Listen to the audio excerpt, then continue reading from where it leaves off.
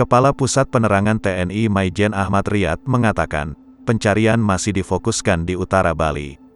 Dalam pencarian kali ini, kapal-kapal yang memiliki kemampuan mendeteksi sonar turut dilibatkan. Saat ini, harapan kami masih di posisi mungkin submis istilahnya hilang.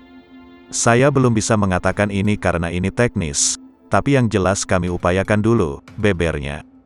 Pada Jumat tanggal 23 April tahun 2021, salah satu lokasi pencarian yang bakal dimaksimalkan adalah titik ditemukannya kemagnetan kuat yang dideteksi KRI Rimau pada Kamis tanggal 22 April tahun 2021.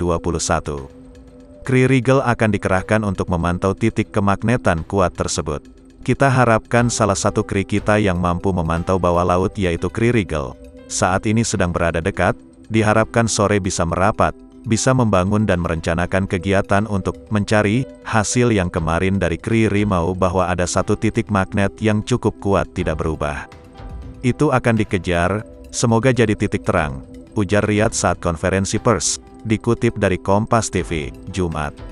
Sebelumnya, pada Kamis kemarin, Kepala Staf TNI Angkatan Laut Laksamana Yudo Margono menuturkan bahwa pihaknya mendeteksi kemagnetan tinggi di salah satu lokasi pencarian KRI Nanggala 402.